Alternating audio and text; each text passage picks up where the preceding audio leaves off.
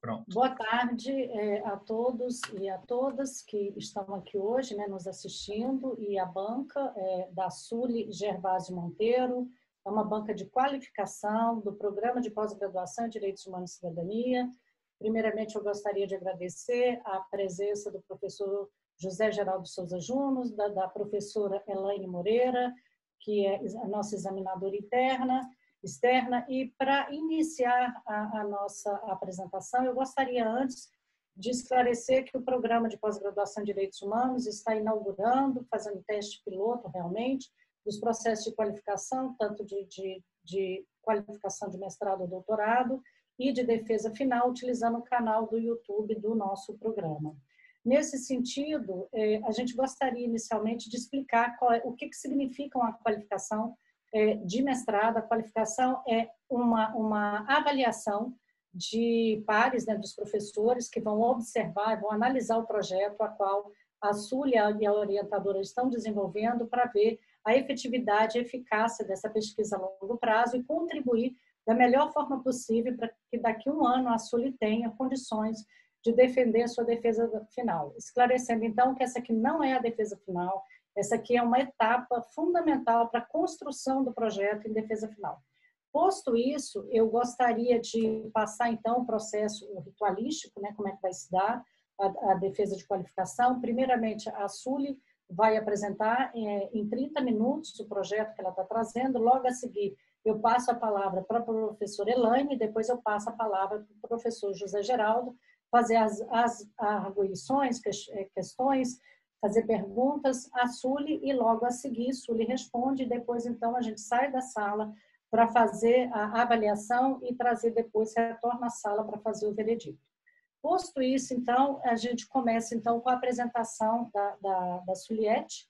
A Suliette, então, vai apresentar em 30 minutos. Suliette, muito obrigada. Queria agradecer a todos que estão assistindo. Todos estamos auxiliando também para o processo de transmissão dessa qualificação e em sentido piloto, inicialmente, no programa de pós-graduação. Sully, muito obrigada. Você tem 30 minutos, tá, para fazer a sua apresentação. Tá bem. Obrigada, professora. Eu vou compartilhar aqui.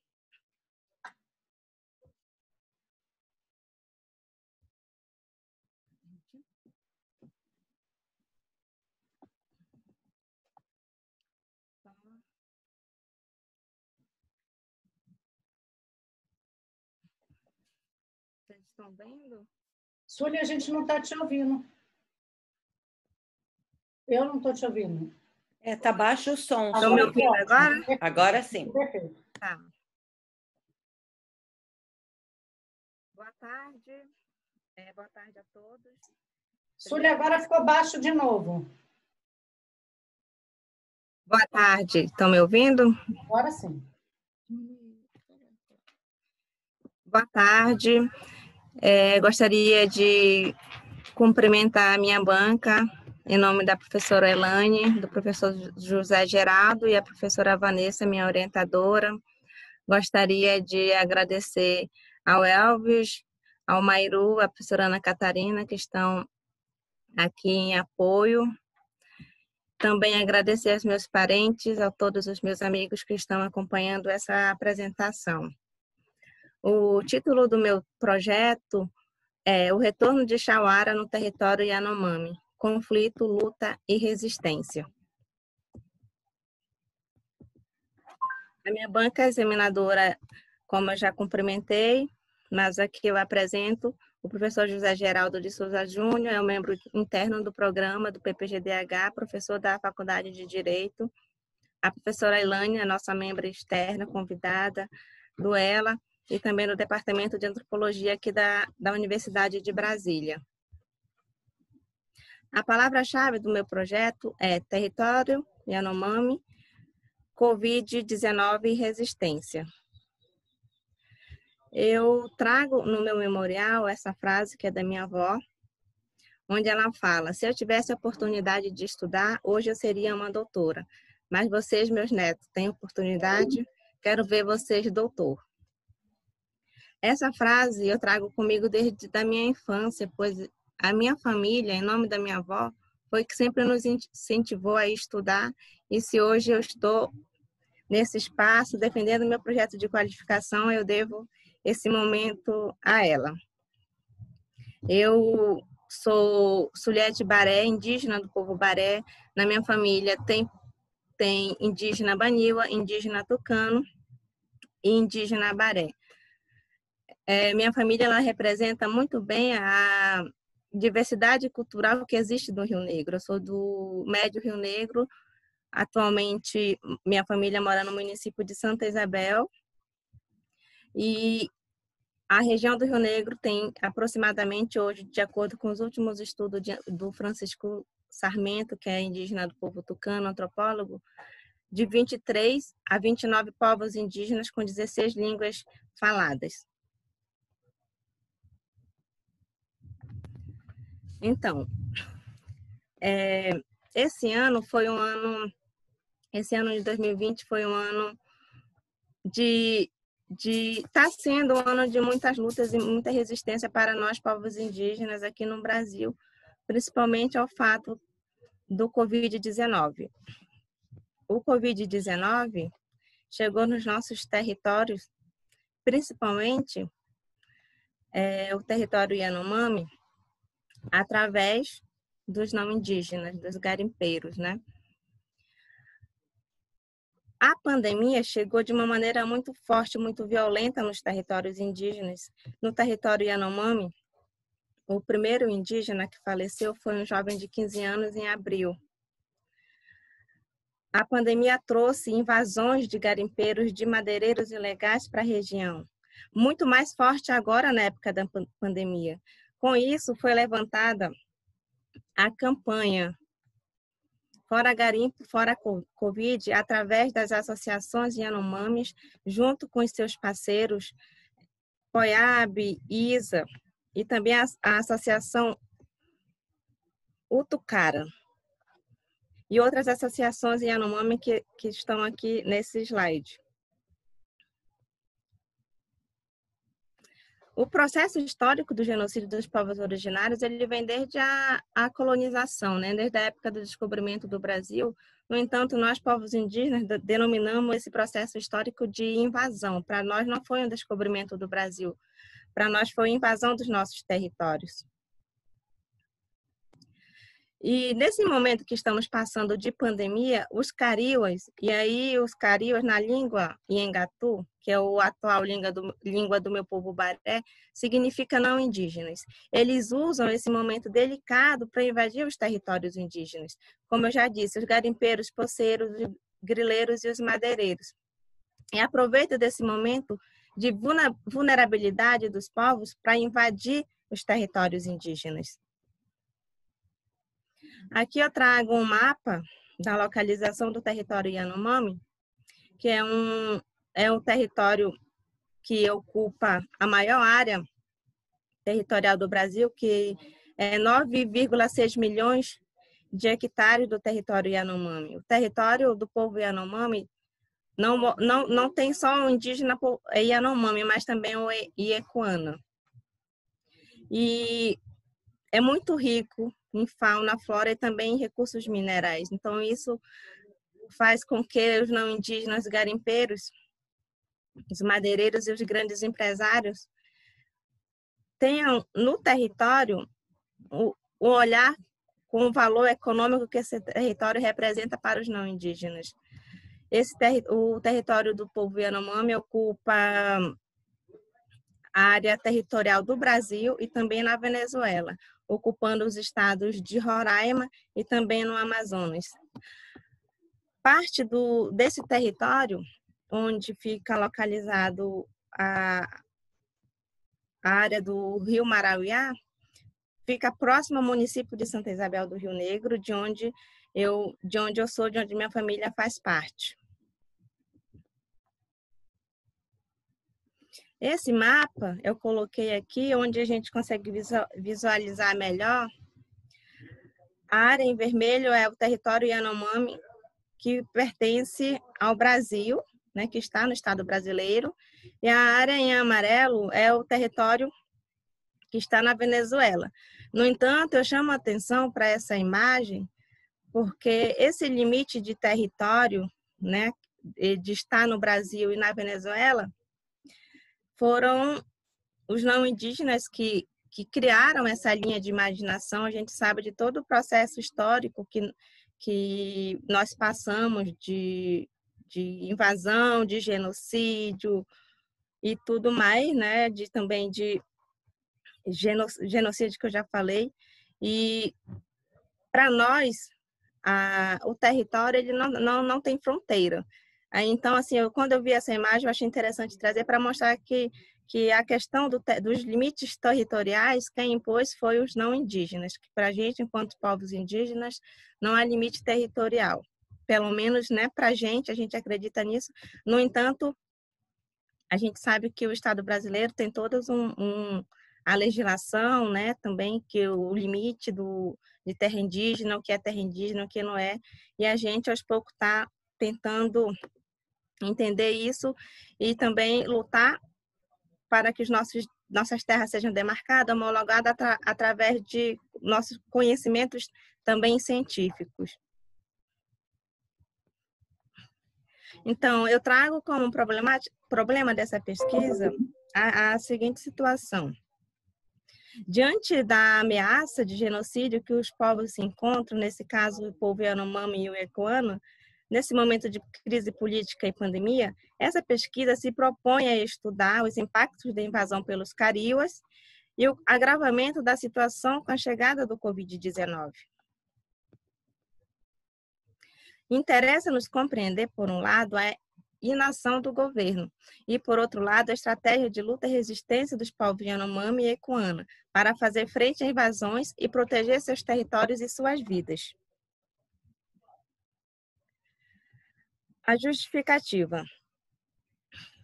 Eu trouxe como justificativa esse trecho que eu coloco aqui, é um texto do Gerson dos Santos Luciano, indígena do povo Baniwa, antropólogo atualmente e professor da Universidade Federal do Amazonas, onde ele diz que território é condição para a vida dos povos indígenas, não somente no sentido de um bem material ou um fator de produção, mas como o ambiente em que se desenvolve todas as formas de vida. Território, portanto, é um conjunto de seres, espíritos, bens, valores, conhecimentos, tradições que garantem a possibilidade e o sentido da vida individual e coletiva. A terra é também um fator fundamental de resistência dos povos indígenas. É o tema que unifica, articula, mobiliza todos, as aldeias, os povos, as organizações indígenas em torno de uma bandeira de luta comum, que é a defesa dos seus territórios. Para mim, esse trecho é o que melhor traduz a importância do território para nós, povos indígenas.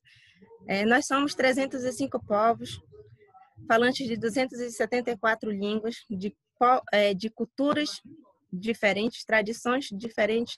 No entanto, a causa que nos une, a causa que une a população indígena, os povos indígenas, é o território, é a defesa pelo território, né? E nesse momento que estamos passando de invasão dos territórios indígenas e a invasão dos territórios indígenas facilitada pelo atual governo, né? Nós não podemos deixar de falar que essas invasões também é um fruto de o governo atual facilitar a entrada e tentando legalizar a entrada de criminosos nos nossos territórios. Portanto, o território indígena é o bem maior que nós temos enquanto povos indígenas, pois sem o território nós não temos saúde, nós não temos educação, nós não temos o meio ambiente, nós não temos vida. O território é a base para a nossa existência, é a base para a existência dos povos indígenas. Os objetivos deste trabalho o objetivo geral é investigar o agravamento da situação das invasões dos territórios Yanomami durante a pandemia do Covid-19 e as violações dos direitos humanos dos povos indígenas cometidas pelo atual governo. Os objetivos específicos são, inicialmente, apresentar o histórico das invasões do território Yanomami, contextualizar o debate político e jurídico sobre as atividades de exploração mineral e também não somente mineral nas terras indígenas nesse atual governo. Pesquisar e narrar as consequências das invasões no território para os povos Yanomamis e Ecuana. E, por último, né, se for viável, se for possível, por conta do tempo mesmo do mestrado que a gente tem de pouco, tentar elucidar a importância de preservar e proteger os territórios indígenas.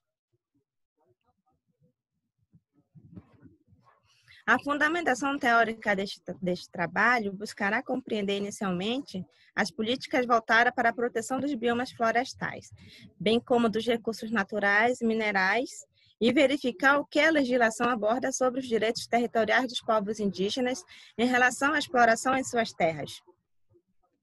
Para tanto, também, inicialmente, será feita uma abordagem dos conflitos em terras indígenas em decorrência tanto da exploração de minérios, madeiras e construção de empreendimentos. No Brasil, à luz dos estudos do direito, de ciências ambientais e da antropologia sobre a temática. Gostaria de falar que para a minha fundamentação teórica, eu trouxe até então somente indígenas, né?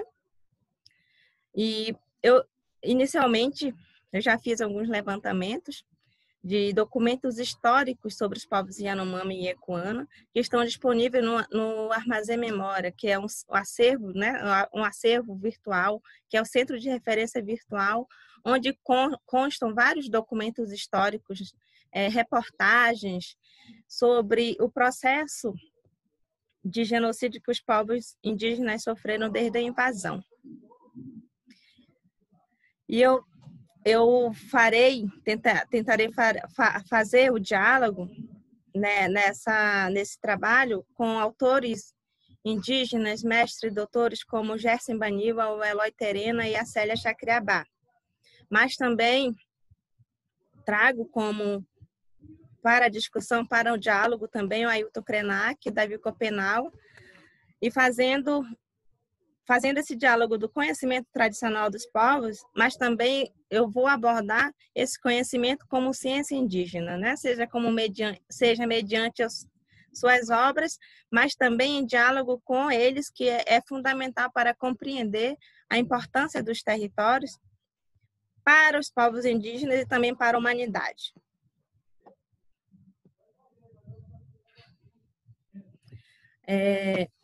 O Gerson Baniwa, ele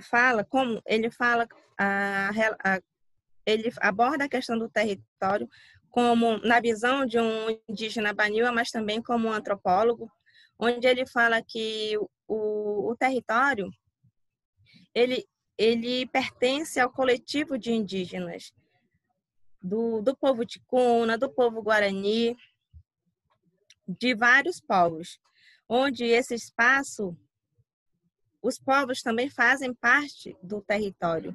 Não se separa o povo do território. O Eloy Terena, ele traz a questão do território na visão dele como advogado indígena terena e falando da importância da retomada que o povo terena faz em relação ao território, pois os anciões do povo terena não tiveram o direito de usufruir do território porque o território do povo terena foi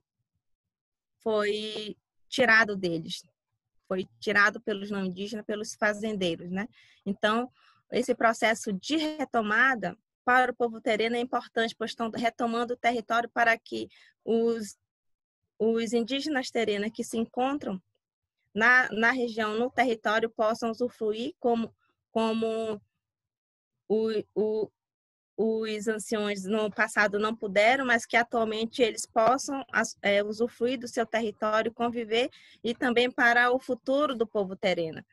Trago a Célia Chacriabá, que ela fala sobre a educação e território, que a educação ela não é feita também só com o giz, mas também na luta, pois o processo de nós estamos na academia, de nós termos acesso à educação também é luta e também é a defesa do território.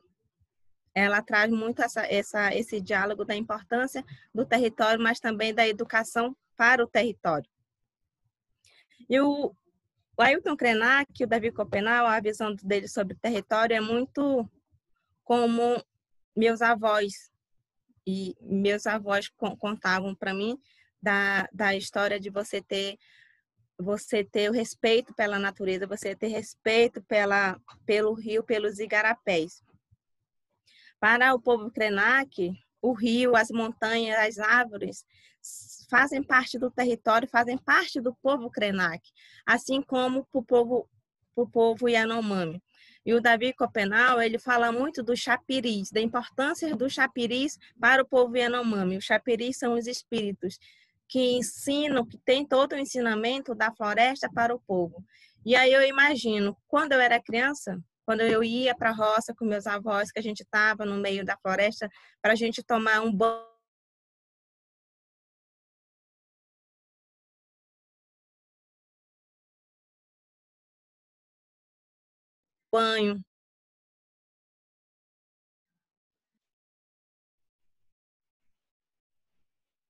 Floresta.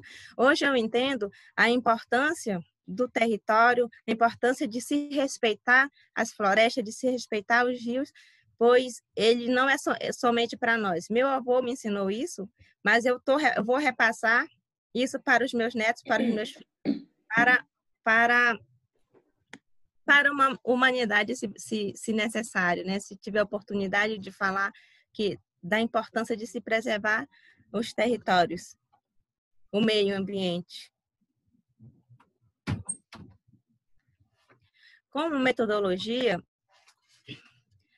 inicialmente já fiz um levantamento de revisão bibliográfica e também de documentos sobre atividade de invasão e exploração em terras indígenas.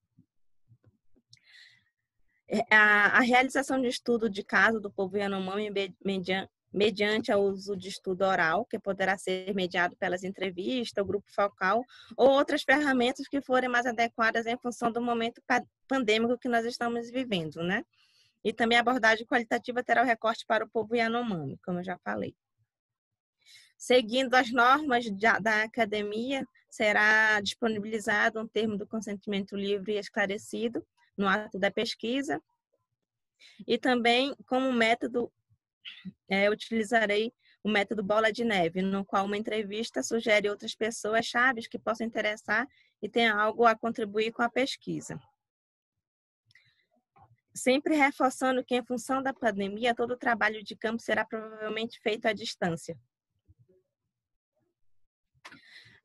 Aqui eu trago uma projeção do que será a minha dissertação, o esboço sumário da dissertação, com a introdução, o capítulo 1, que é falar do território Yanomami, trazer a geografia física e humana. Capítulo 2, o histórico das invasões do território Yanomami. Capítulo 3, direitos territoriais indígenas e garimpo em tempos de Covid-19. Fundamentação teórica, material e métodos, resultado e discussão, considerações finais, referências e anexos. São algumas bibliografias que eu já fiz o levantamento de todos os autores que que pesquisam o povo Yanomami, né? E para finalizar a minha apresentação, eu trago essa imagem que me toca muito e me emociona quando eu vejo. Na foto é a Valéria Payet, uma grande liderança mulher indígena do povo cachuiana. No início da pandemia, ela que estava acompanhando diretamente como que a Covid-19 chegou nos territórios indígenas e fazendo a contagem de quantos infectados, de quantos parentes nossos faleceram.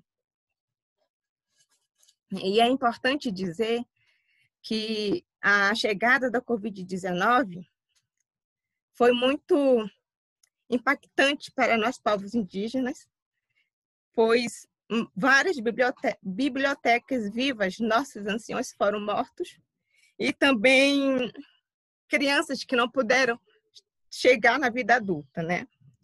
E a dor de contar os indígenas mortos pela Covid. E assim, quando eu vi essa imagem, e eu falei que eu não ia me emocionar, mas assim, é muito difícil.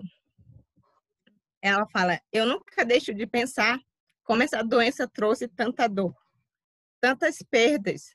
Acompanhar a evolução da doença entre as nossas lideranças, professores e pessoas que foram referência para o movimento indígena, é muito doloroso.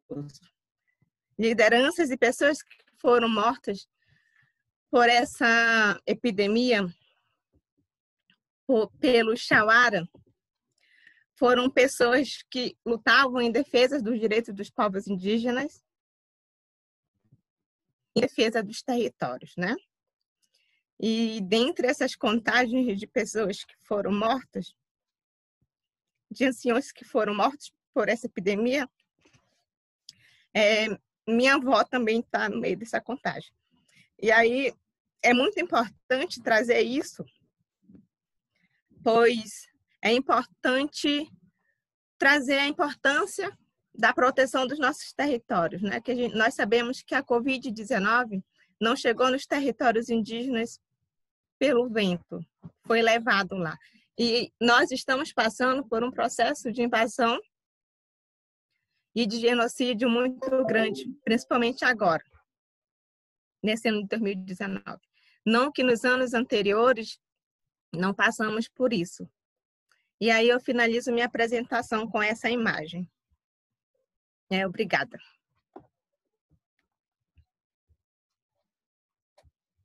Obrigada, Suliette.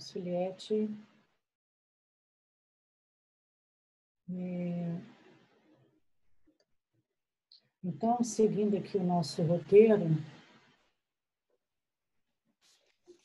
eu vou passar a palavra para a professora Elaine, e logo a seguir... Aí, professora Elaine, a senhora pode definir se você prefere dialogar com a Suliette, mas se tiver perguntas mais objetivas, a gente poderia fazer um pool de perguntas, ela responde no final, até porque nessa modalidade a gente pode perder a rede. Normalmente a gente está fazendo assim, em função dessa tecnologia.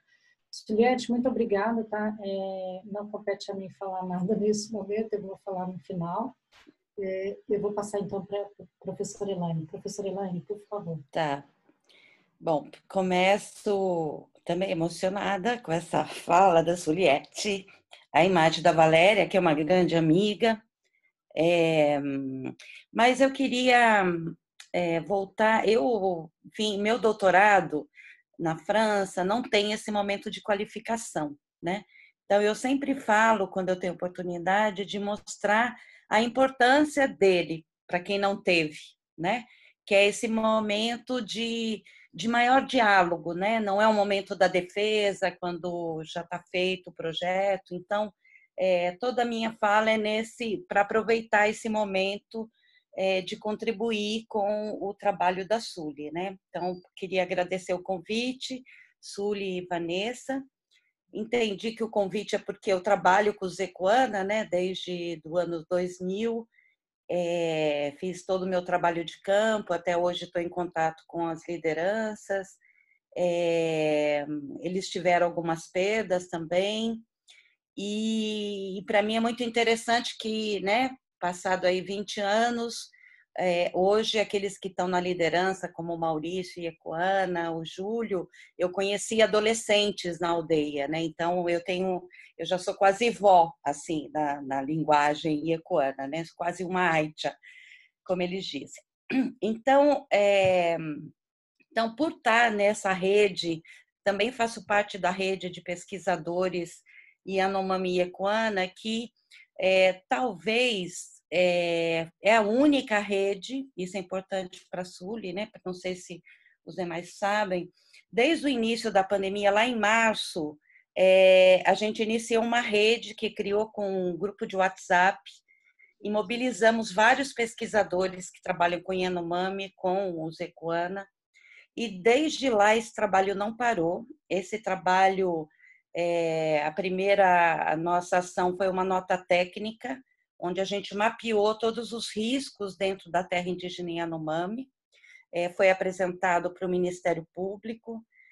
Nós assessoramos uma outra nota técnica que foi encaminhada para a Corte Interamericana, colocando as ameaças.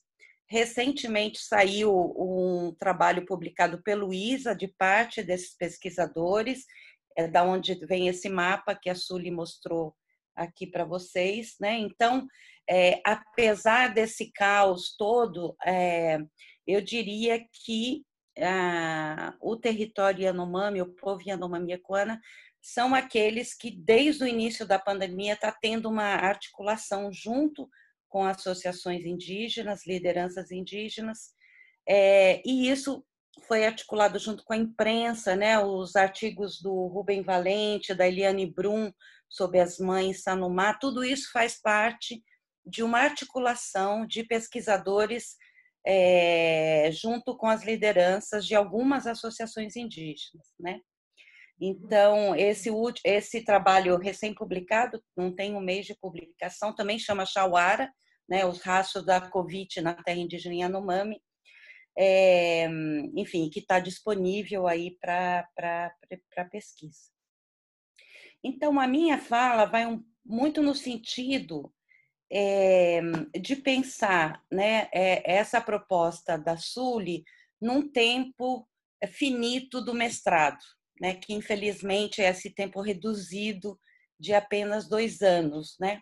Então, uma vantagem é que todo esse tema da Covid e os impactos dela relacionado à malária, relacionado aos garimpos, né, que é uma coisa impressionante dentro da terra indígena Yanomami. Hoje se calcula mais de 20 mil pessoas dentro da área, com imagens, né, que devastadoras do ponto de vista Yanomami. Existem trabalhos sobre o impacto de mercúrio entre os Yanomami e os Ecuana, já publicados, né? Então, tem muito material, digamos assim, disponível sobre esse tema junto a esse território, né?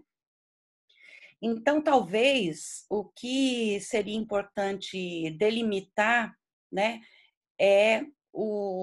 se a gente pensar no título do trabalho, o resumo e o projeto, talvez se concentre. Eu acho que tem muita coisa, isso que em resumo eu queria falar. Acho que é muita coisa para um tempo do limite do mestrado. Não porque a Sueli tem algum limite, acho que ela está completamente em condições de realizar uma pesquisa desse porte, mas o limite do mestrado talvez imponha algumas escolhas, né? Então, minha fala vai muito nesse sentido, né? Eu queria só notar que você não falou do memorial, mas eu fiquei muito tocada pelo teu memorial. E eu acho que ele é um memorial que dialoga com a academia, porque nós muitas vezes falamos, hoje temos tantos indígenas na universidade, mas a gente não tem a noção do que significa chegar a uma universidade para muitos desses indígenas. Então, eu acho que esse memorial ele deve ficar na tua dissertação para que mais pessoas possam lê-lo, né? Então, esse é o mérito aí do trabalho. Então, eu fiquei me perguntando, né? Tem toda essa disponibilidade de materiais que eu posso dispor para a Sueli, alguns estão públicos, outros estão menos públicos, e eu posso te passar esse material que está sendo produzido por essa rede,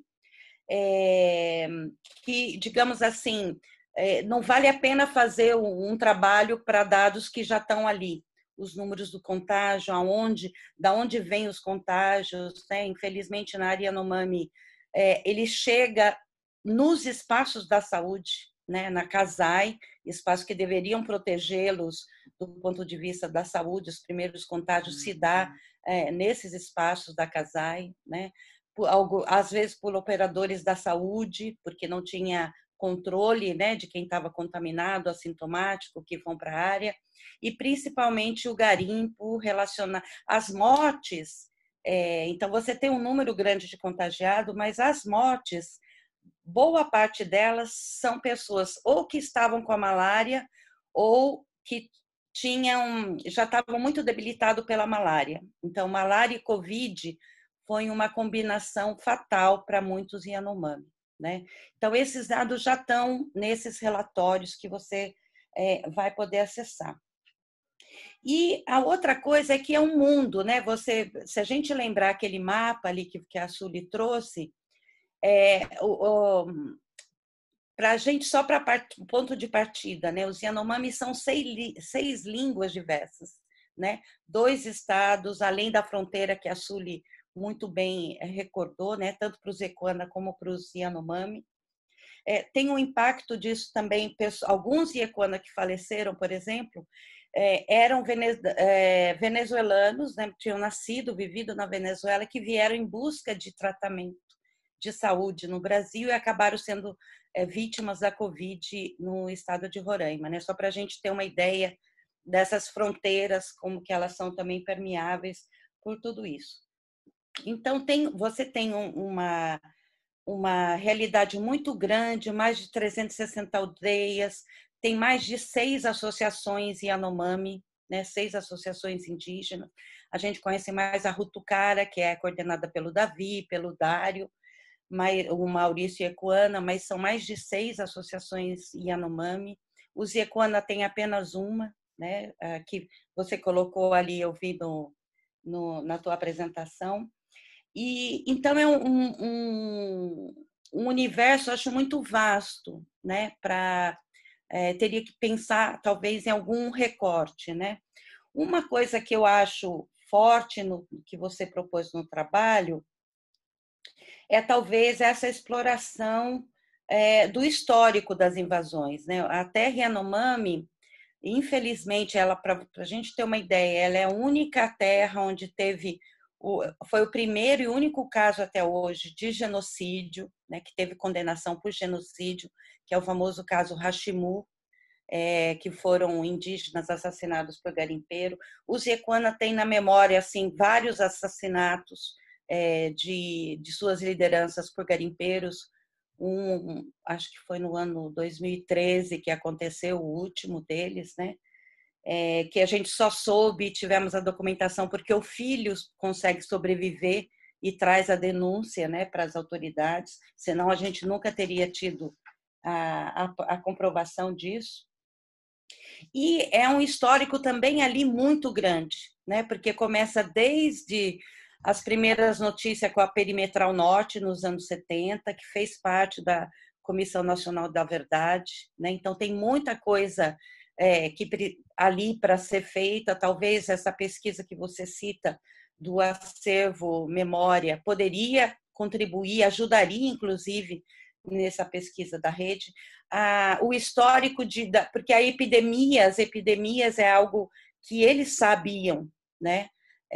Tanto que muitas aldeias Yanomami e também os equanos velhos diziam: saiam da cidade.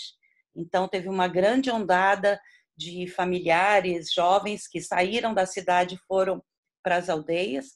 Muitos Yanomami decidiram sair das aldeias, né, ir para a floresta, em acampamentos, né, isso teve também os problemas. Então, talvez pensar nesse histórico, né, que você teria como fazer mesmo na pandemia essa pesquisa, e talvez concentrar possíveis entrevistas que você possa fazer, lembrando sempre que tem esse limite. As lideranças, como o Davi Copenau, os velhos e Equana, estão todos na aldeia, sem acesso à internet, né? A própria liderança da Rutucara, eles estão fazendo um revezamento. Um período vem o Dário Yanomami, que fica em Boa Vista, depois ele vai para a aldeia e vem o Maurício Equana, né, para manter alguém nessa, digamos assim, um porta-voz, mas nem sempre estão todos acessíveis, né? Então, talvez aprofundar um pouco uma documentação sobre as estratégias e sobre a memória deles sobre a questão da Chauara, né, que é essa doença de branco, essas epidemias, porque eles tiveram várias epidemias de sarampo, né, que é a história que você vai poder encontrar nas histórias, né?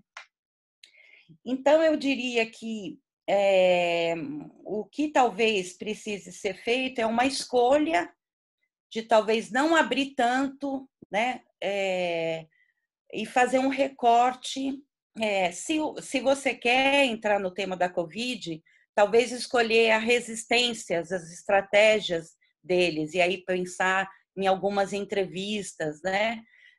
E trabalhar com a documentação já disponível, porque não vale a pena fazer novamente coisas que já estão disponíveis aí por essa rede, né? O histórico também da documentação sobre Yanomami é muito vasto, né? Então, se você vai concentrar na questão do garimpo, se você vai pensar em outras coisas, como eu falei da perimetral norte, enfim, também ali delimitar um pouco o tempo, né? Pensar tempo e espaço aí nesse recorte e trabalhar isso. Tem um artigo que acabou de sair no Cadernos de Campo da USP sobre as estratégias dos Yanomami frente à pandemia, né? Então, isso também posso te passar. Então, assim, você vai ter algum material, mas é algo que você pode, talvez, trabalhar. E decidir também, né? Os Yacuanas é um outro povo, uma outra língua, com outra dinâmica, né? Então, talvez optar realmente. Tem parte do texto, você fala em Yanomami Yacuana, depois você fala só em Yanomami. E dentro do universo Yanomami, também situando. É só com a Rutucara, você vai tentar falar com as outras associações e delimitando, né, esse recorte para que ela seja factível, né? É nesse sentido que eu estou falando, Sully. Eu acho que nada impede depois você pensar num doutorado, onde você possa abrir, onde talvez a gente já não esteja no momento da pandemia e você possa fazer outro tipo de trabalho, né? Então, eu acho que a minha fala seria um pouco mais nisso, né? Delimitar melhor, né, o tema, né? Ter em conta que existe um grande material que busco, por sorte, pelo, digamos assim, um certo engajamento desses pesquisadores. Sou uma entre tantos, tá o Bruce Alberta, a Majoí, tá a Clarice, que trabalhou com o Sanumá, a própria professora Alcida participa desse grupo. Então, tem muita coisa. A bibliografia Yanomami é uma das mais extensas, né? Então, também, quando você fala, vou fazer a revisão bibliográfica, atenção, acho que é sempre bom ir fazendo esse recorte. Um tempo, um tema, né? Para que você, na hora de apresentar a tua dissertação, você tenha essa segurança. Eu trabalhei sobre isso, com esse recorte, e você consegue iniciar e fechar ele, né? Então, tem uma vantagem de ter um certo material disponível sobre o tema da Shawara, produzido e alguns publicados, outros são nota técnicas, mas aqui foi tanto para o Ministério Público quanto para a Comissão Interamericana, elas também são documentos públicos e eu posso te repassar, né? Deixa eu ver mais que eu tinha anotado. Eu acho que o tema das fronteiras talvez também vai ser difícil de abrir, porque, na verdade, tem toda uma discussão sobre o arco do garimpo, né, que está na Venezuela, e isso tem um impacto, na verdade, dos dois lados da fronteira. E a outra coisa eu acho muito positiva do projeto é essa escolha teórica de autores indígenas. Acho que isso também é uma coisa alta do projeto. Esses autores vai dar para você dialogar com esses temas do teu projeto. E o meu único conselho seria talvez fazer esse recorte, aí você junto com a Vanessa, fazer um recorte muito mais pontual, muito mais delimitado, né? Não abrir tanto, não é uma revisão bibliográfica de tudo, porque é muita coisa, né? É um tema, é um tempo, né? As fontes, então entrar na tua fonte essa publicação do Chauar, entrar na tua fonte os contatos com a rede de pesquisadores Yanomami Ecoana, né, que já tem muita coisa disponível, as matérias que foram feitas na Amazônia Real, pelo Rubem Valente, foram todas articuladas com esse grupo de pesquisadores, né? Então, ali também tem dados que a gente subsidiava esses jornalistas. Então, eu acho que você tem que contar que existe isso e aí, a partir daí, definir o recorte. E acho que você não precisa abrir mão, acho que essa teoria de publicações do Eloy, de publicações do Gerson Baniwa e de outros que já fizeram tese indígena, acho que é um subsídio importante, relevante, né, para dar esse recorte teórico no teu trabalho. Eu acho que era isso. Muito obrigada, professora Elaine. Agradeço. Tem algo que você já queira a resposta da Suliette agora, ou a gente pode passar? Não, acho que podemos passar. Tá. Então, Suliette, eu anotei boa parte das sugestões aqui da professora Elaine. Vou passar, então, a palavra para o professor José Geraldo de Souza Júnior para fazer a sua avaliação e argumento do projeto. A você, tá?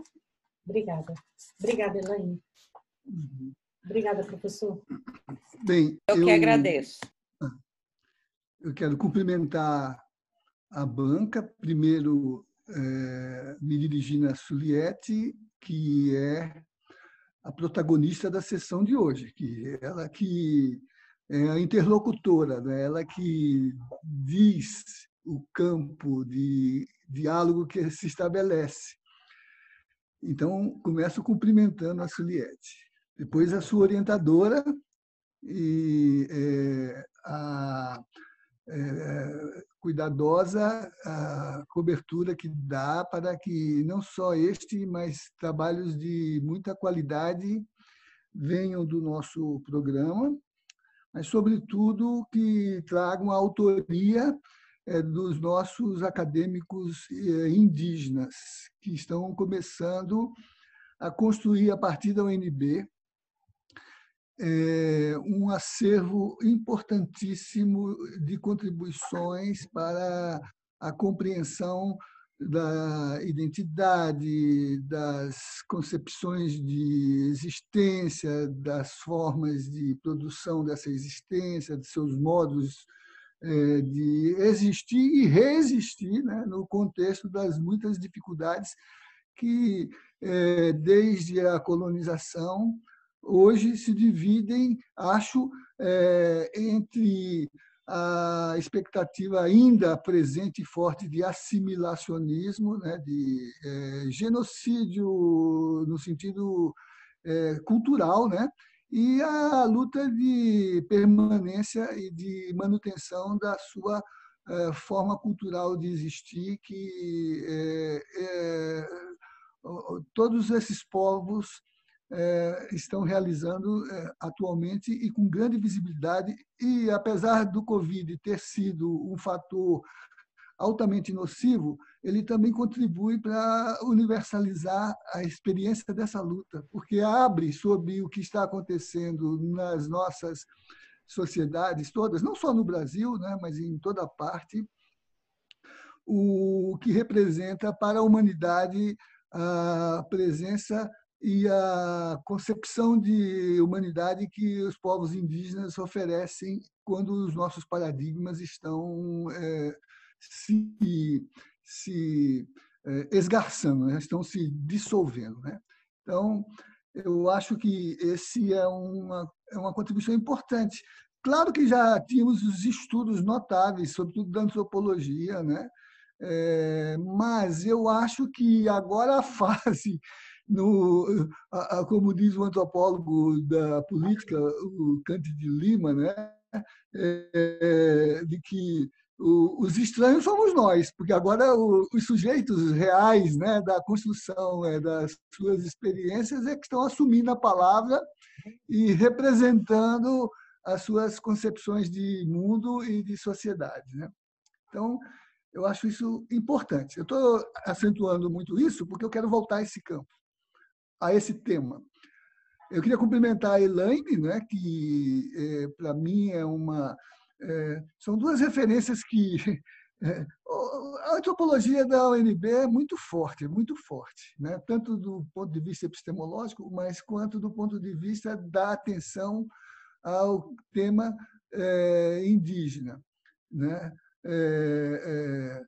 Tivemos grandes antropólogos da nossa UNB, os mais recentes, assim, a Alcida, que já foi mencionado, né? E a Elaine, que, para mim, é hoje o meu modo de olhar a antropologia da UNB, né? E temos incidido em coparticipação, não apenas acadêmica, mas aqui e ali do ponto de vista dos que no social se apresenta para nós formarmos liga, formarmos uma comunidade de apoio, de entendimento, né?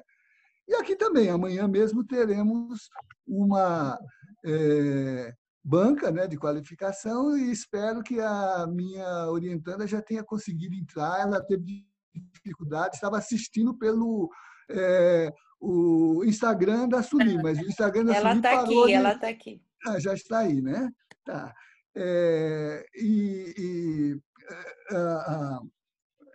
A gente vai retomar alguns dos temas, né, que aqui hoje foram colocados.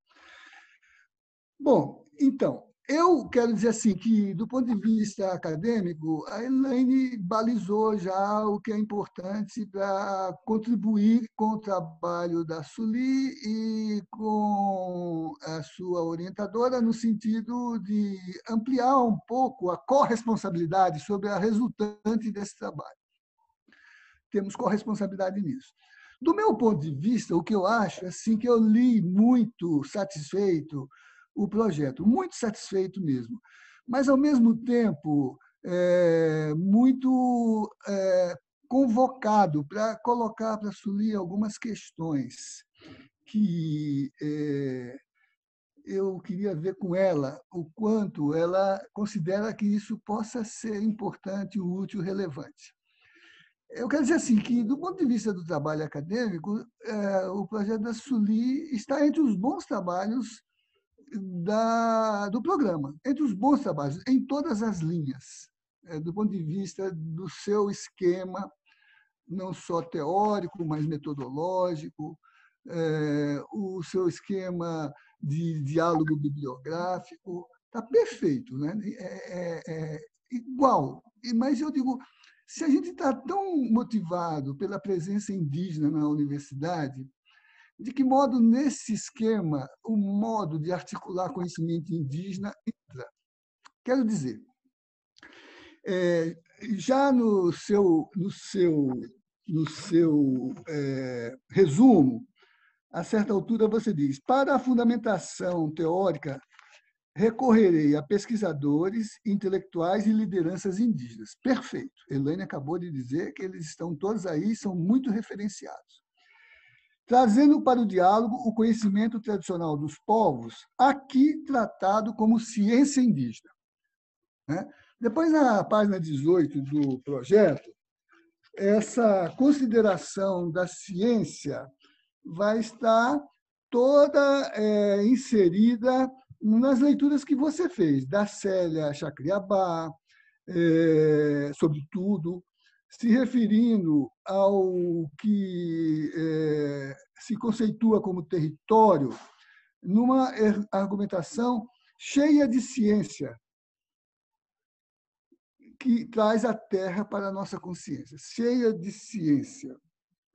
E depois, na metodologia, você começa que terá 2 pilares para a orientação da pesquisa científica. Está corretíssimo, Suli. Mas, nessa própria literatura que você traz, por exemplo, Krenak, né? Mesmo quando ele dialoga com a cosmologia moderna, pós-moderna, Boaventura de Souza Santos, eu tenho a impressão que eles têm o cuidado de não usar a palavra ciência. Não que eles ignorem, não que eles não saibam que estão fazendo ciência, mas é porque eles estão trazendo uma espécie de reivindicação de um modo de ler o mundo, a natureza, a realidade, que representa um profundo conhecimento, que você acabou de lamentar, dizendo assim, as nossas bibliotecas foram atingidas pelo Covid, elas não foram atingidas pelas traças, nem pelo mofo, nem pelas aquilo que, vamos dizer assim, são os fungos que deterioram os livros. Elas foram atingidas no que representa as memórias narradas e transmitidas entre o que, por exemplo, o Daniel Munduruku, que vai ser o trabalho da Caterine amanhã, e a Caterine não é indígena, entra no tema com muita licença, pedindo muita aceitação para poder tratar do assunto, mas ele se refere àquilo que são as memórias do povo que os guardiões transmitem na oralitura para os jovens. Quer dizer, a biblioteca é viva, é memória e é narrativa, né? E tudo isso, por exemplo, em Krenak, em Copenhague, se refere ao que eles chamam de conhecimento, mas eles não caracterizam isso como ciência. Porque, de alguma maneira, a ciência é algo que é funcional no moderno, por oposição ao tradicional. É aquela arrogância da racionalidade ocidental, a racionalidade instrumental, que fala de etapas do desenvolvimento da cognição humana para dizer que a ciência substituiu a oralitura, substituiu a tradição, substituiu as bibliotecas vivas pelas bibliotecas colocadas em papel que mofa e que não tem vida, né? Então, eu não sei como é que isso vai ser feito, mas eu sei que tem que ser feito por gente como você, porque não se trata apenas de trazer para a nossa universidade o lugar valioso do conhecimento que as tradições oferecem, né? Que é isso que está afetado pelo modo de produção, porque enquanto o pensamento indígena fala da natureza como vida, como terra-mãe, como Pachamama, o conhecimento instrumental pensa a natureza como recurso natural, como o consumo da sua seiva, da sua substância, como mercadorização, enquanto que o conhecimento indígena fala de humanidade. Você usou a palavra humanidade, não está preocupado com o mercado, está preocupado com o humano. E não está preocupado só com o humano indígena que salvou a natureza, está preocupado com o humano global, universal, que é a outra humanidade de que fala, por exemplo, o Krenak, né? Então, a minha preocupação é como é que gente com seu gabarito, Suli, pode ajudar, não a outros indígenas como você fazer trabalhos bons, mas interpelar essa universidade que deu vaga para índio, mas não abriu os seus campos cognitivos para dialogar com os conhecimentos indígenas, não fez dos indígenas mestres, não deu lugar a eles para construir essa outra maneira de pensar a vida e a existência, que é conhecimento, mas não é ciência. E eu não estou dizendo isso esquematizando, não, ou brigando pelas palavras. É brigando pelo paradigma, pelo alcance civilizatório, entendeu? Eu não sei como vai fazer isso, não sei se é possível fazer isso, mas você tem que dizer algo assim. Por que você está usando ciência e não usando os conhecimentos? Por que você não dá esquematismo a essas bibliotecas vivas, no sentido de caracterizar, né, o seu glossário? Você, na sua fala e no seu texto, você usa uma série de expressões que são, por exemplo, na seleção para a pós-graduação em Direito, um parente entrou e disse que a grande dificuldade dele era poder, e era por isso que ele queria fazer o mestrado, porque nas línguas que ele conhece, não tem a palavra direito. Não tem a palavra direito. Então, ele queria ver como é que ele vai trabalhar para conseguir construir uma mediação de conhecimento que o que a gente chama de direito possa ter uma correspondente que permita o diálogo intercultural, né? Então, não sei como isso vai poder fazer, mas aí em algum parágrafo, alguma coisa, em algum campo, você, por exemplo, os espíritos, né? Como é que os espíritos entram na ciência?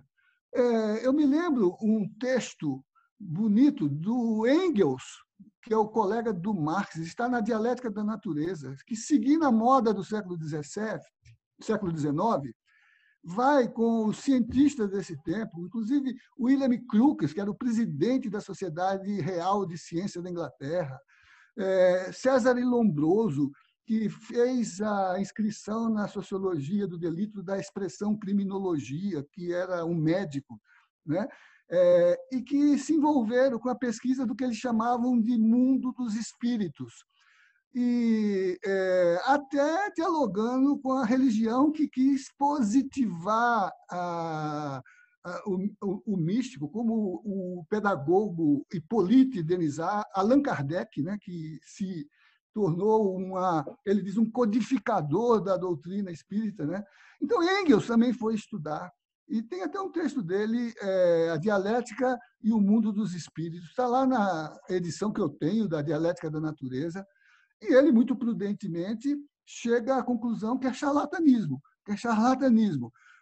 Mas ele não fecha, porque ele diz assim, à luz dos elementos científicos que eu disponho, eu não posso afirmar a realidade dessa dimensão, né? Mas os espíritos estão vivos na condição do estudo que vocês fazem, e eles não cabem na ciência. Eles não cabem na ciência. Então, qual é o conhecimento? Não sei nem se eu posso usar a palavra epistemologia, que é uma palavra da filosofia grega ocidental, né? Qual é a cosmologia? Também não sei se eu posso usar a palavra cosmologia, que é outra palavra do grego ocidental, né? Que palavra que se como é que são os espíritos? Chapiri. Chapiri. E essa questão é dramática, porque, por exemplo, no direito teve agora há pouco uma belíssima dissertação defendida, que não é de indígena, mas é sobre as fronteiras improváveis entre tempos e direitos. Porque o mestrando estuda a reivindicação de reparação ao dano espiritual. No caso do acidente do avião da Gol.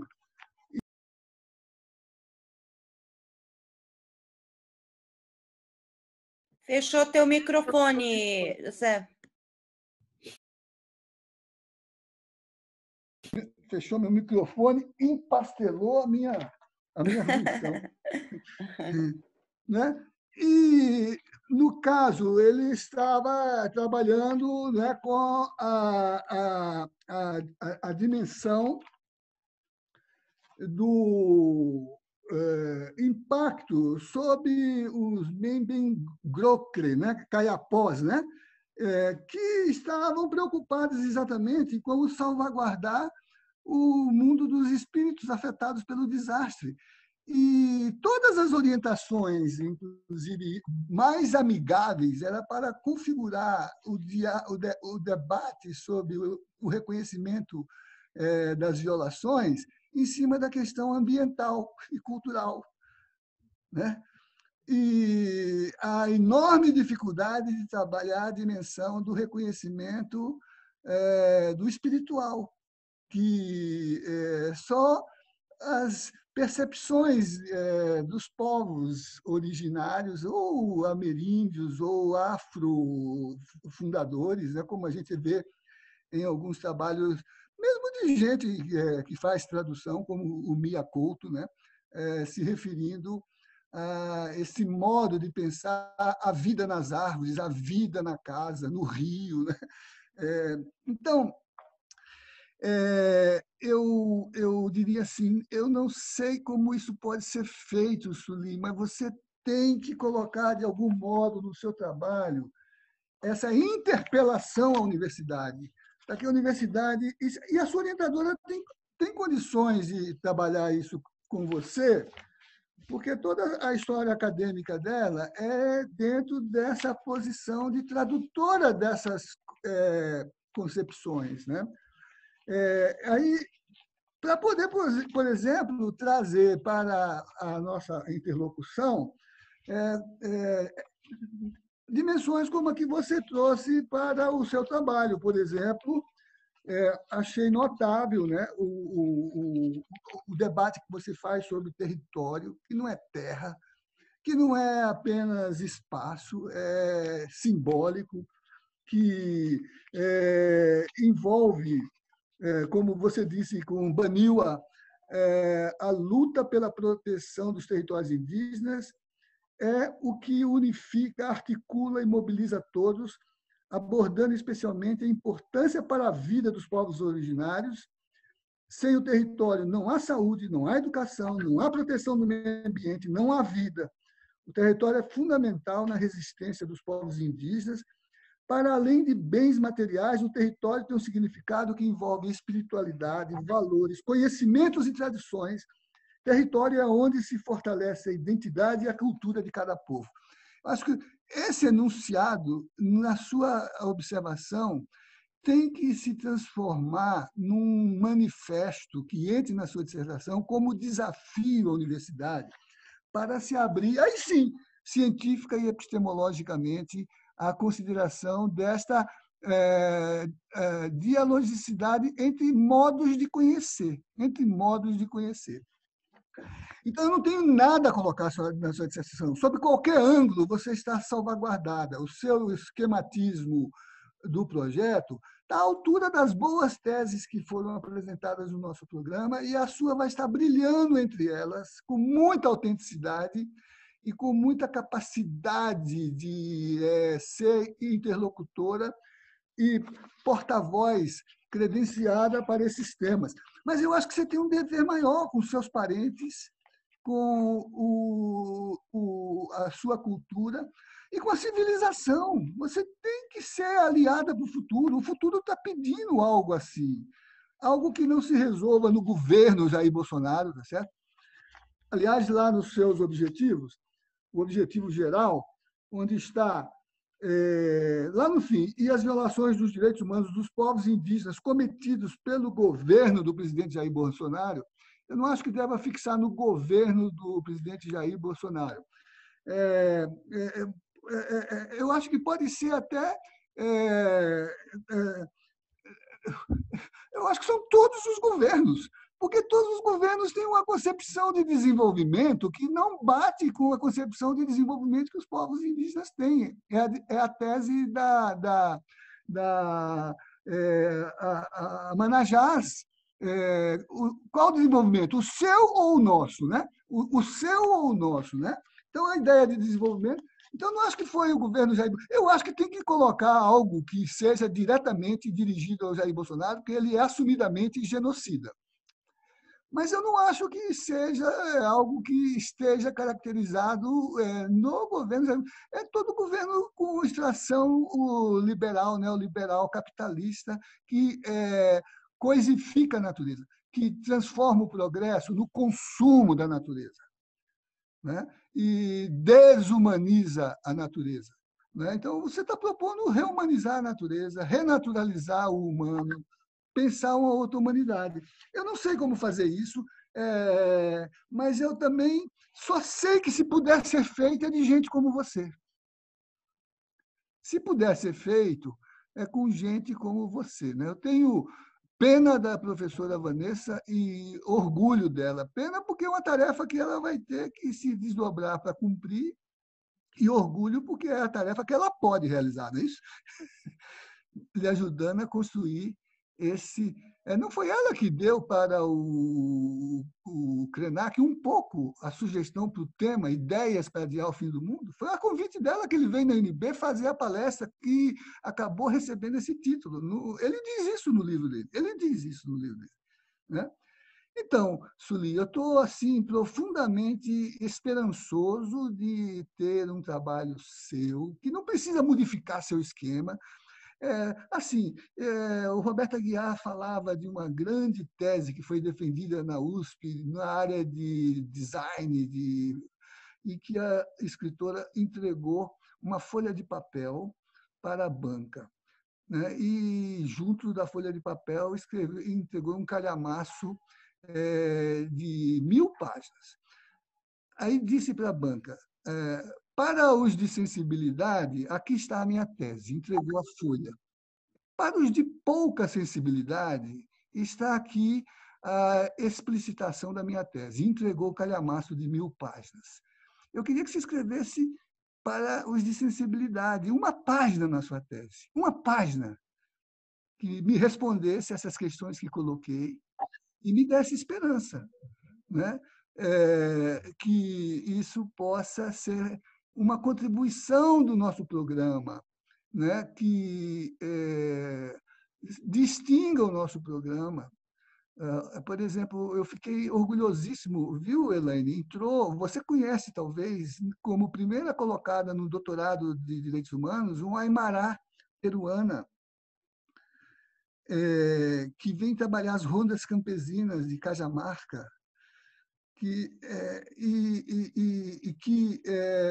vai ser assim. Quer dizer, por que essa gente está vindo para o nosso programa? Então, ela está vindo porque tem gente como a Suly aqui. Então, você podia escrever para mim uma página para os de mais sensibilidade, né? Porque alguns que, por exemplo, conseguiram em outros campos, por exemplo, no âmbito das Cortes Internacionais de Direitos Humanos, né? Até gente do direito já entende que a reparação não é só pecuniária, não é só indenização, mas é projeto de vida, é projeto de sociedade, é sonho, é projeto do pós-vida, é reparação dos danos ao espiritual. Como Cansado Trindade, o presidente, já entende isso, já entende. Né? E tem fortalecido decisões da Corte Interamericana no sentido de que a reparação se realize também nesse aspecto. Então, se a gente conseguir construir uma leitura a partir da autenticidade do trabalho dos nossos sábios, e eu acho que já posso colocar você na categoria de nossos sábios, né? Um pouco dessa expectativa que eu penso é o nosso aliança para o futuro, né? Você é nossa aliada para o futuro. A possibilidade de reescrever o humano adiar um pouco o fim do mundo, sustentar o céu que está caindo sobre nossa cabeça, né? E resgatar, como diz a Caterine na discussão que a gente vai ter amanhã com o Munduruku, as nossas memórias que só os guardiões podem passar. E aí a pedagogia, né? Não só para os jovens indígenas, mas para esse mundo novo que a gente precisa construir, né? Do ponto de vista do futuro que está em disputa. Não é isso? E o futuro só será futuro se ele tiver impulso nesse passado que vocês representam. Não é isso? Está bem, Suly? Não quero que você mude nada no trabalho, só me escreva um pós-fácil a dissertação, um pós-fácil. A Elaine pediu para você manter o memorial. Eu vou pedir para você inscrever um pós-fácil. Numa das colunas minhas, lido para você, que eu escrevo, e eu acompanhei a dissertação da Cari Guajajara, né? Eu, quando publiquei, pedi para ela me escrever um pós-tese. e incluí como coautora no meu texto, a pós-tese, né? A partir de uma questão que coloquei para ela, e que acabou sendo o lado bom do meu texto, o pós-tese dela. Né? Eu queria que você fizesse um pós-fácil, me respondendo essa questão, e talvez dando ensejo para aquilo que a sua grande contribuição possa se dar, não só no campo mais geral do processo de conhecimento, mas da interpelação que a gente precisa fazer dentro da nossa universidade. Né? Que não basta abrir as portas para entrar índio e entrar negro, tem que entrar junto com eles outras formas de conhecer, outras epistemologias, a palavra não é própria, outros temas. Tá bom, Sueli? Tá bem, professor. Muito obrigada. Pronto, professora. Obrigada, professor José Geraldo. Então, Juliette, vou te passar, então, a palavra para você dialogar com a banca. Tá? Eu anotei tudo, se faltar alguma coisa, eu te ajudo. E aí também eu deixo aberto, né, para a professora Elaine e o professor José Geraldo manter um diálogo contigo. E no final eu também vou dialogar algumas coisas, porque eu acho que esse momento é muito rico. Ele é um momento de grande aprendizado, né? Eu queria depois compartilhar aqui aonde eu conheci a professora Elaine e o tanto que eu aprendo com ela nessa estrada da vida, né? Acadêmica aqui. E a minha companheira de sala, Vanessa. Exatamente. Eu queria depois comentar isso, mas deixa eu passar essa fase aqui, passando aqui para a Juliette para falar. Ok, Juliette? Vou me afastar um minutinho, mas vou ouvindo. Só vou pegar um café ali, mas estou ouvindo, tá? Tá bem. Então, gostaria primeiramente de agradecer, né, professora Elaine, pelas suas contribuições, que eu sempre falo, quando eu estou conversando com alguns colegas indígenas, que a nossa dificuldade, eu falo da minha dificuldade enquanto indígena na academia, é justamente, né, essa parte da teoria, da escrita acadêmica, e principalmente quando a gente vai fazer um recorte do tema, escolher o que você vai falar.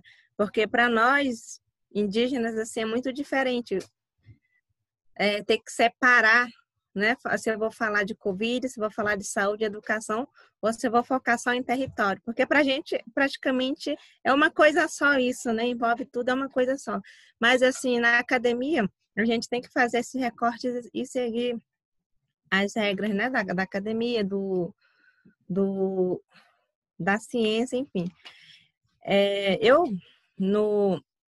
Eu fiz um esboço do capítulo 1, mas eu não mandei para a banca, eu não mandei, só mandei o projeto. Do capítulo 1, no capítulo 2, eu acho que foi do capítulo 1 que a gente fez um levantamento, foi justamente o que a Sara acabou de falar, do levantamento histórico do processo de invasão no território Yanomami. Nós fizemos esse levantamento, eu só mandei para a professora Vanessa, fizemos esse levantamento no acervo, lá no Armazém Memória, encontramos vários documentos. Então, já tem esse pré-levantamento, já tem algo escrito de mais ou menos, eu acho que mais 5, 7 páginas, que eu já fiz um esboço, né, desse levantamento, desse processo histórico de invasão no território do povo Yanomami. Quando eu comecei a escrever o projeto, eu estava focando só no Yanomami. Mas aí eu trago de novo a questão, assim, eu queria falar dos 305 povos, se deixasse livre, eu ia querer falar de todos. Mas aí eu também não podia deixar de fora, nesse momento, por isso que eu coloquei no projeto os Iacuana, né? Aí, então, eu trouxe justamente para ter essa orientação da banca agora, nesse momento, para qual seria o melhor caminho a seguir no projeto. Mas eu gosto muito, é uma coisa que sempre, acho que a senhora leu no meu memorial, quando parou uma draga de garimpeiros na minha comunidade. Então, isso eu trago comigo. Eu sei que a questão da invasão, do garimpo, foi muito cruel para a nossa região, assim. Eu tenho sorte de ser do Médio Rio Negro, mas o povo do Alto Rio Negro, onde também teve na terra Yanomami, né, os garimpeiros, enfim. Eu gosto. Posso só te contar uma coisa, Sueli? Quebrando o protocolo, Vanessa. Essa semana, na segunda-feira, a gente teve uma reunião e estava o Maurício Ecuana, uma reunião com várias pessoas da PIB, e o Maurício conta, e lendo o teu memorial, ele fala quando ele era pequeno, ele ouvia a palavra garimpeiro e ele ficava imaginando o que seria, né? Ele imaginava alguém, tipo, 2 metros de altura, e às vezes ele se perguntava, será que é alguém? Ou então, será que é alguma coisa muito pequena? Então, garimpeiro, junto com ele, né? Ele cresce pequeno com a invasão dos anos 80, e fica essa imagem como um ser meio sobrenatural, né? Só depois, hoje, depois crescido, no adulto, que ele entende, na verdade, o que é esse garimpeiro. Então, e eu acho muito interessante, né? Porque são palavras aí, essa linguagem, né? E no final, o que é o garimpeiro, né? Afinal, o que é o garimpeiro? Né? Então, eu me lembrei muito relendo o teu memória. E aí eu trago também, como epidemia... Sueli, não estou te ouvindo. Opa, estão me ouvindo agora? Agora sim.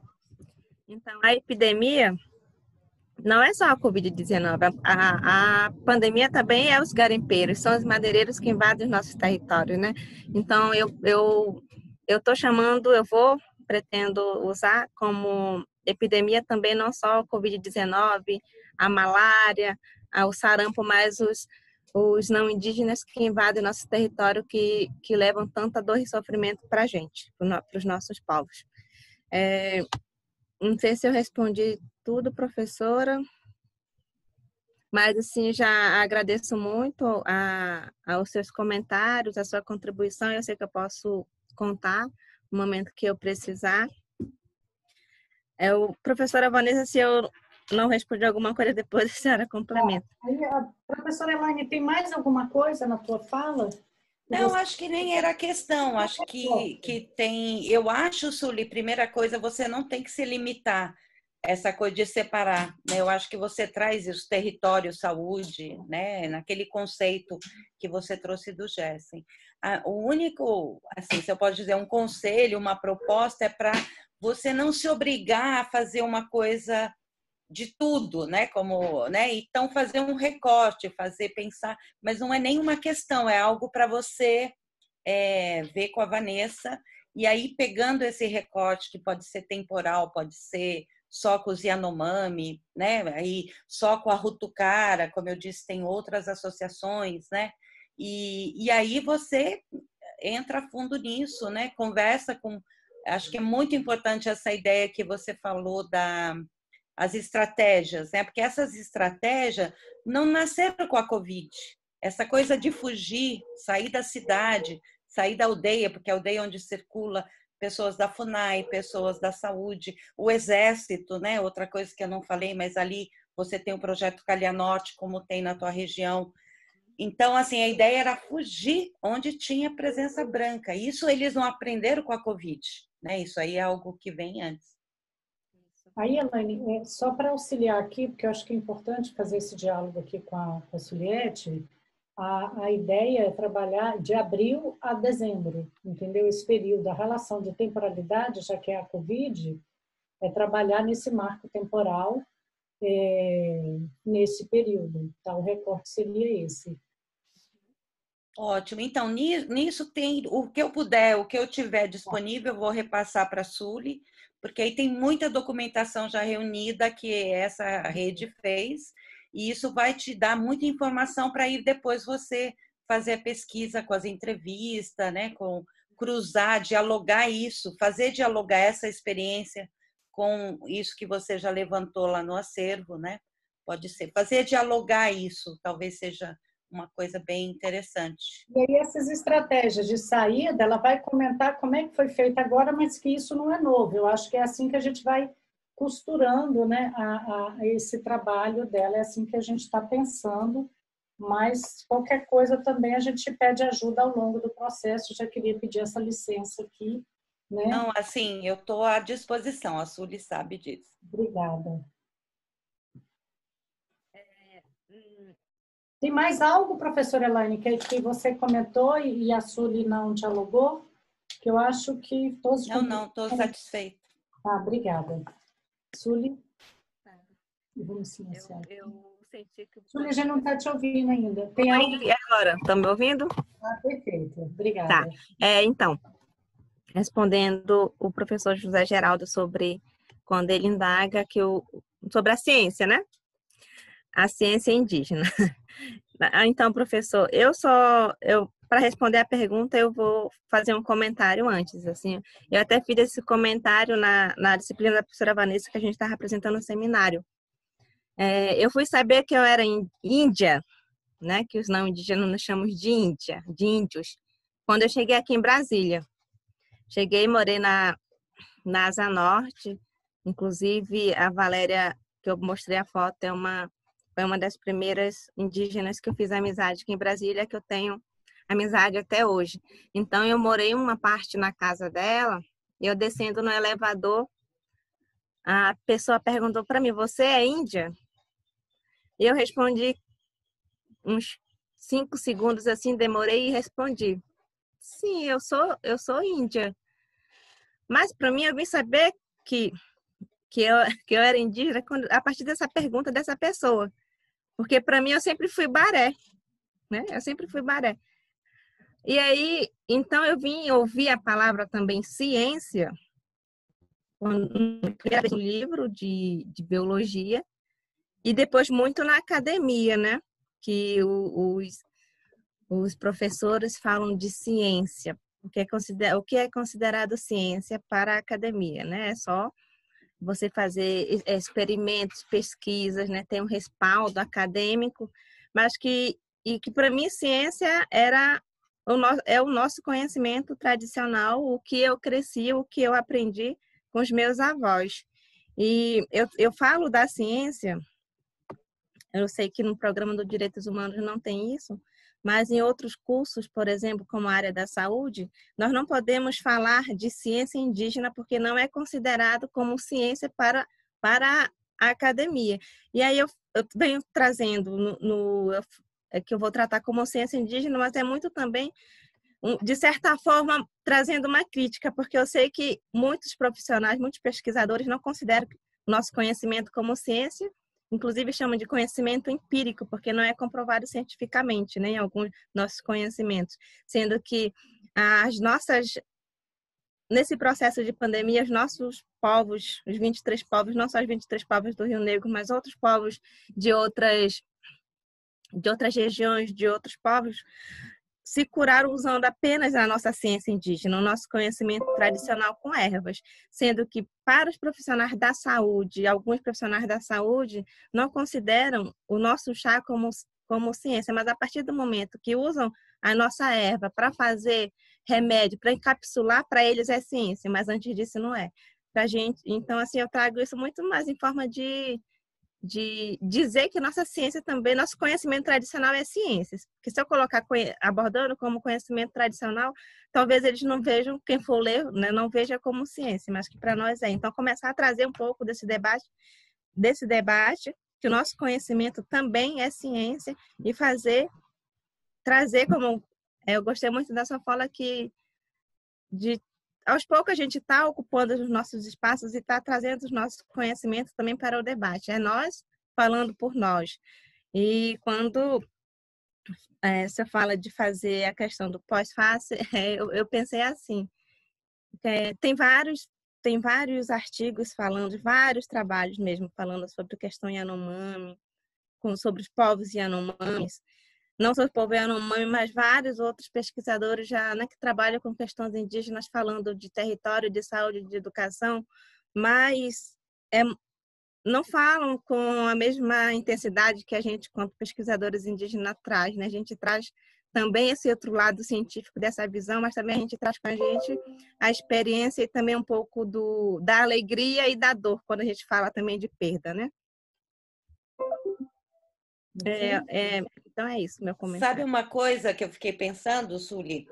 Por exemplo, durante esse trabalho da rede de pesquisador Yanomami e Equana, a gente buscava, né, se comunicar lá em Boa Vista, tinha alguns momentos lá em Auaris que tinha a internet do Exército.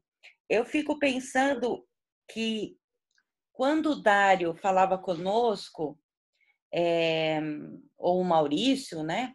Então, pode ser uma coisa. Eu acho que talvez o diálogo deles com você, que é uma parente, né? Como eles chamam, uma baré, eles podem. Essa entrevista pode ser um diferencial muito grande, porque vai ser um diálogo entre parentes, né? E não é um diálogo onde, como nós, né, ligávamos e tentávamos falar, etc, etc. Então, pode ser que esse diferencial, um diálogo entre parentes, possa dar, né, uma visibilidade a muitas outras informações que ainda não estão colocadas. Então, esse é um potencial importante e que tem a ver com o que o Zé Geraldo falou também. Maravilha. Obrigada, professora. Obrigada. Professor José Geraldo, mais alguma questão? Eu não...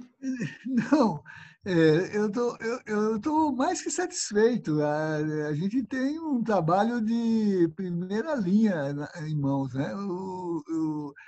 É que é muito convocatório, ele convoca muito, né? Então, e ela tem qualificação para fazer isso, para responder, né?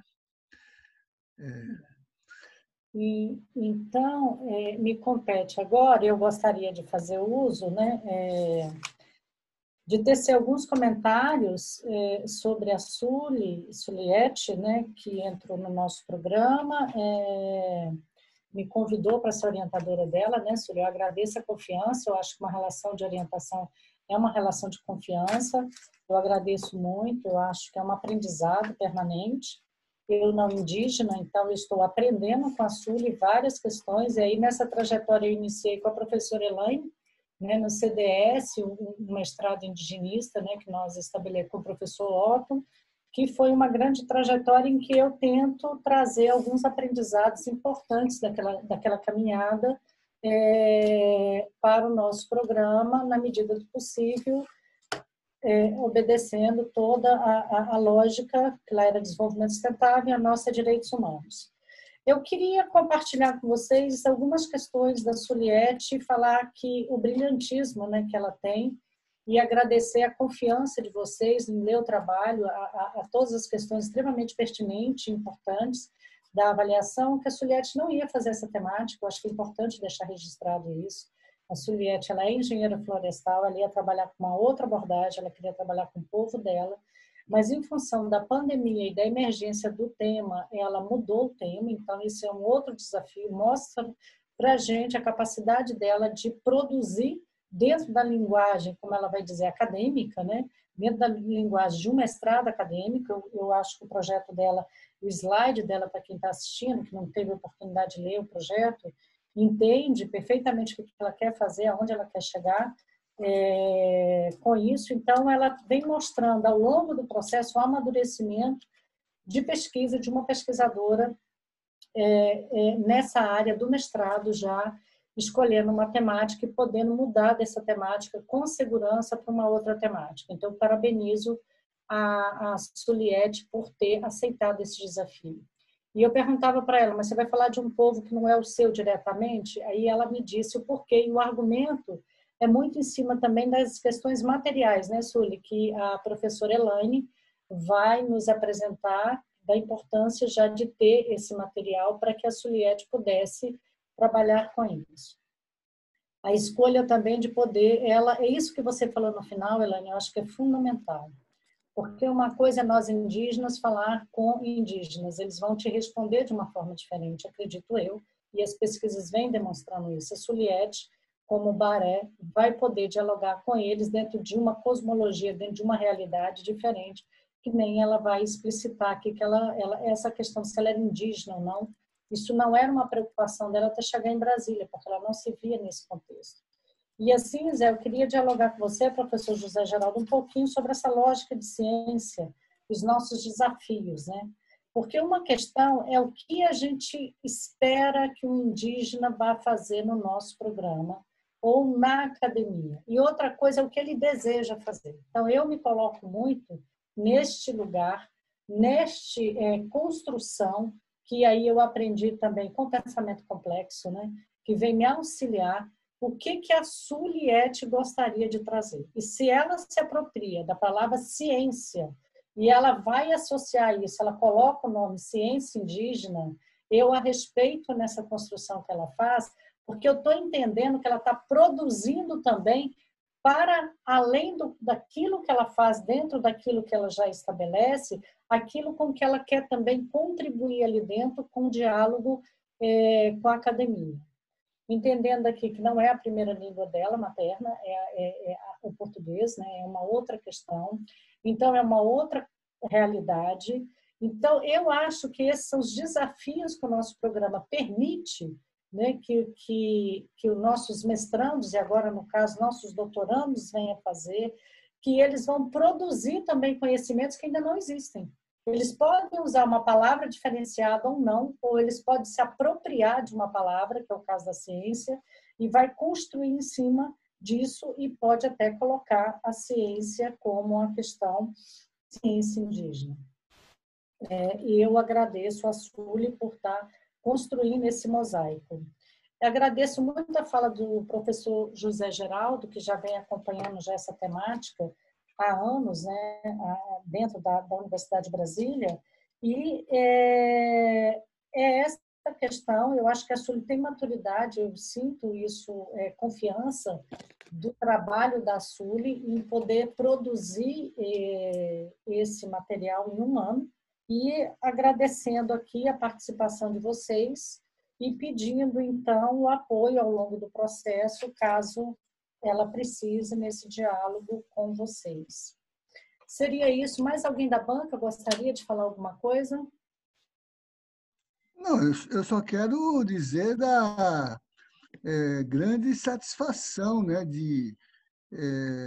eu acompanhei toda essa inserção indígena na universidade, como reitor dialoguei muito com os seus representantes para marcar essa posição dentro da universidade. Não foi fácil, há uma área de incredulidade quanto a reconhecer no protagonismo indígena algo que se coloque, vamos dizer assim, como interlocução, né? Esses dias assistimos ainda o presidente da República se referia a subcivilizado, primitivo, né? Então, poder ter o diálogo, como eu aprendi e como eu me tornei um gestor com mais com competência para poder gerir uma universidade que faça jus a esse nome, que seja o único lugar onde todas as formas de conhecer possam circular com equivalência, né?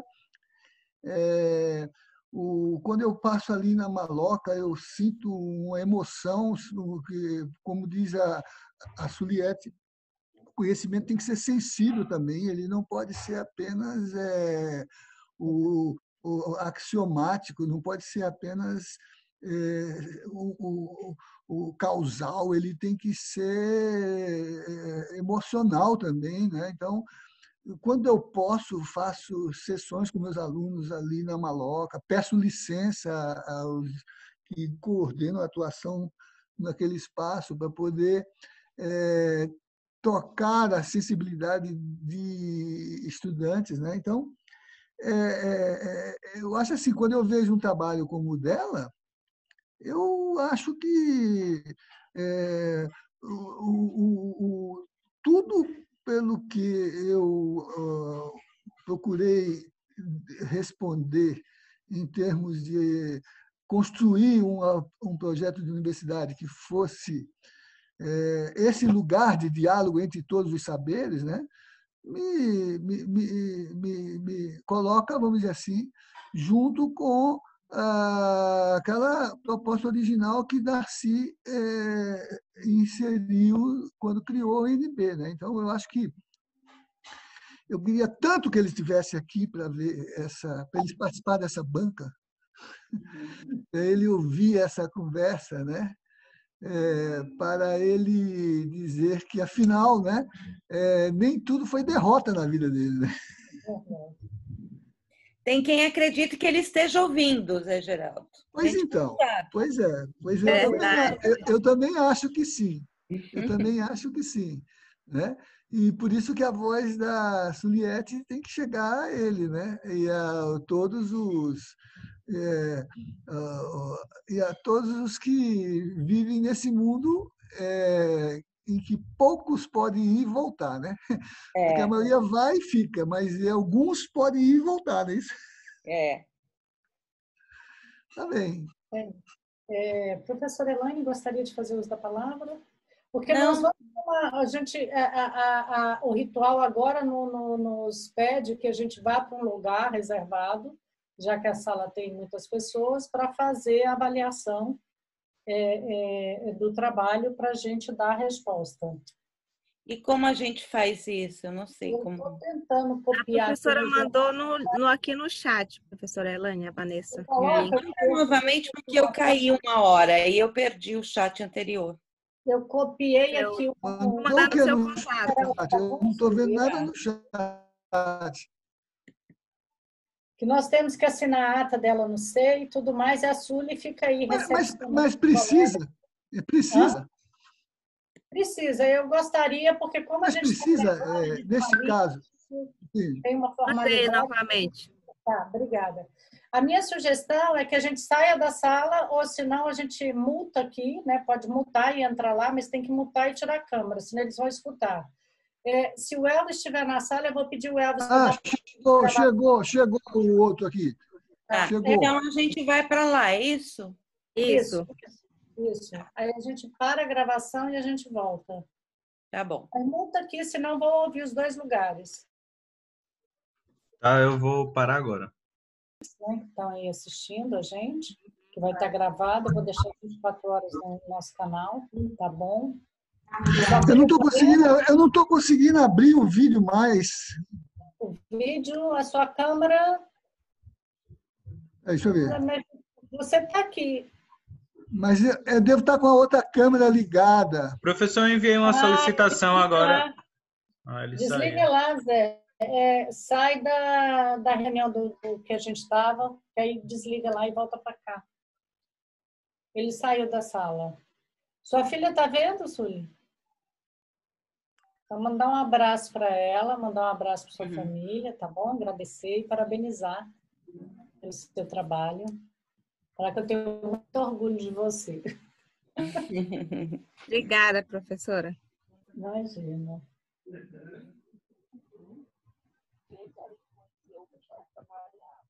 Acho que agora eu resolvi. Isso, muito bem. Sully, então a banca se reuniu, nós conversamos, você foi aprovada, parabéns, tá? Você tem um ano, então, para terminar o seu mestrado, parabéns.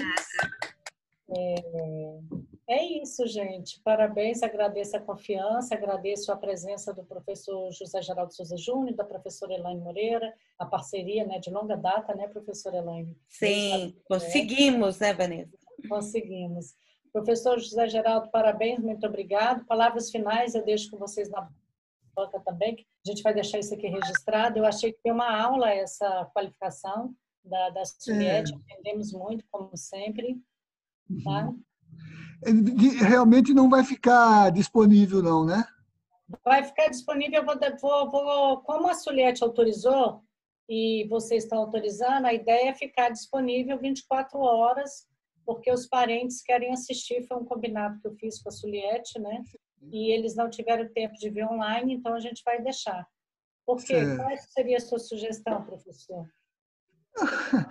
Não, eu acho assim que foi um debate tão bom que já podia até ficar permanente. Eu também.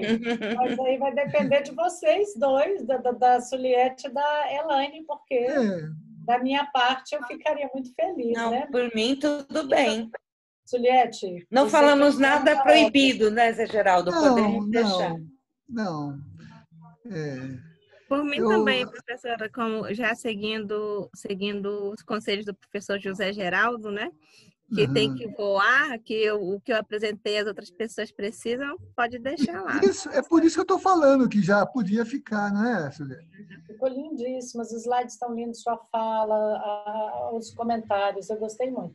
Professora Aí a Elaine, única precisão, se for ficar, é que eu não estou no DAN, eu estou só no ELA, no Departamento de Estudos Latino-Americanos. Eu pus no chat, mas já que ficaremos eternamente, só essa pequena... Tá bem. Uhum.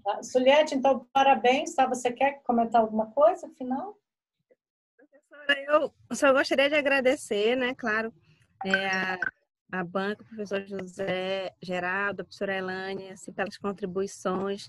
Eu estava muito nervosa no início, para quem me conhece sabe que eu sou muito emotiva, e quando toco em questões familiares é um momento assim que eu não consigo deixar de não me emocionar, né? Por isso que eu deixei para falar eu deixei aquela imagem para o final porque eu sabia que eu ia me emocionar. Ontem fiz uma apresentação para 2 amigos meus, o Caio D e a Lusa, e foi no momento realmente que eu me emocionei. Aí eu falei, meu Deus, eu tenho que respirar mais para na hora não acontecer, mas aconteceu, né? Mas assim, agradecer a contribuição aos meus amigos que me ajudaram, o Maíro que está aqui, ao Elvis, que eu já falei que eu quero ser melhor amiga dele quando essa pandemia acabar, a professora Ana Catarina, a Braulina que está aqui, a Caterine também. Eu agradeço a presença e a colaboração de todos. Obrigada, obrigada. Então é isso, gente. Eu agradeço a presença de todos que estiveram aqui, que contribuíram imensamente, né? Na pessoa do Elvis, eu agradeço a todos. Agradeço também ao programa por nos confiar, deixar utilizar o canal, né, nessa divulgação. É um experimento.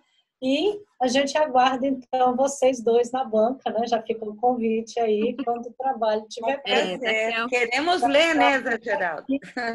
Novamente. E um abraço, Elvis. Eu acho que, então, terminamos. A gente já pode, então, desligar, né, a gravação.